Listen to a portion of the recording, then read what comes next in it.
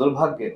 তো নানান ধরনের ভয় নিয়ে এখন কথা বলা লাগছে, কারণ যদি অন্তর্বর্তীকালীন সরকারের প্রধান পদত্যাগ করেন, সেটি আরেকটি সংকটের জন্ম দেবে।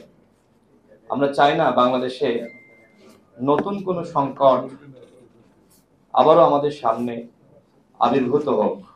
সেই সংকট সমাধানের লক্ষ্যেই মূলত আজকের এই আলোচনা সভা, যে কিভাবে এই সংকটকে উতরিয়ে নতুন বাংলাদেশ গঠন করা যায়। আমরা বিভিন্ন সমস্যার কথা এখানে শুনেছি। আওয়ামী লীগের আমলেও সমস্যা ছিল, এখনো সমস্যা আছে, ভবিষ্যতে সমস্যা থাকবে। আমরা এখানে যারা আছি সবাই আন্দোলন সংগ্রাম করেছি, আন্দোলন সংগ্রামে আমাদের সবার ত্যাগ আছে, রাজপথে আমরা ভূমিকা রেখেছি এবং এখনো পর্যন্ত আমাদের আন্দোলন সংগ্রাম করতে হচ্ছে। যাই হোক, এখানে অনেক গুরুত্বপূর্ণ অতিথি আছেন, খুব বেশি কথা বলবো না, অল্প সময়ের মধ্যে শেষ করব। আমরা এই মুহূর্তে আসলে কি চাই? আমরা রাজনৈতিক দলগুলো গণহত্যার বিচারের রোডম্যাপ চাই। 2000 মানুষ শহীদ হয়েছে, প্রায় 30,000 আহত যোদ্ধা। এর মধ্যে গত পরশুদিন দেখলাম সুচিকিৎসা না পেয়ে 4 জন বিষ পান করেছে। ঘটনা আসলে কতটুকু সত্য মিথ্যা জানি না, কারণ পরবর্তীতে আবার খবর দেখলাম যে তারা কথা না বলে হাসপাতাল থেকে বের হয়ে গেছে। অর্থাৎ বিভিন্ন জায়গায় ইমোশনাল ব্ল্যাকমেল করা হচ্ছে। আমি যতটুকু জানি, দেখেন, চিকিৎসা পাওয়ার পরেও একটি গ্রুপকে, একটি সিন্ডিকেটকে হাসপাতালে রেখে দেওয়া হয়েছে।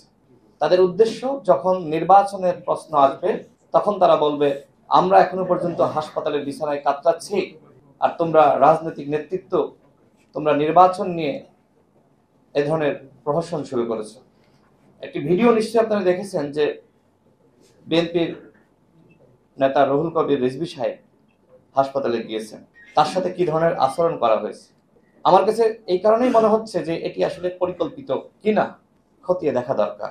যেখানে সরকারকে প্রশ্ন করার কথা, স্বাস্থ্য উপদেষ্টাকে প্রশ্ন করার কথা, সেখানে সেই প্রশ্ন করা হচ্ছে জনাব রুহুল কবির রিজভীকে। অর্থাৎ এই ধরনের আর্টিফিশিয়াল অনেক কিছু হয়তো আমাদের সামনে দেখা লাগবে। প্রধান উপদেষ্টার পদত্যাগ, দেখেন, যে দায়িত্ব তিনি গ্রহণ করেছেন তার দায়িত্ব শেষ না করে পদত্যাগ করতে পারেন? কোনোভাবেই তিনি পদত্যাগ করতে পারেন না। আচ্ছা, ধরে নিলাম যে তিনি বয়সজনিত কারণে পদত্যাগ করতে চাচ্ছেন বা পারতেছেন না এই দায়িত্ব সামলাইতে, তাহলে এই কথাগুলো আমাদের সামনে, জাতির সামনে কে বলবেন? তিনি নিজে বলবেন, অথবা তার প্রেস সচিব, অথবা অন্য কোনো উপদেষ্টা। কিন্তু এই গুঞ্জন আমরা একজন দলের প্রধানের কাছ থেকে শুনেছি। এই জন্য আমি বলছি যে নানান ধরনের ব্ল্যাকমেইল, ইমোশনাল ব্ল্যাকমেইল আমাদেরকে করা হচ্ছে। এখন আর অন্য দেশে কোথাও বিনিয়োগ করবে না, একমাত্র বাংলাদেশে বিনিয়োগ করবে। হইচই বাঁধিয়ে দেওয়া হলো। পরবর্তীতে তো মানুষ বুঝলো যে এটাও ছিল মিথ্যাচার।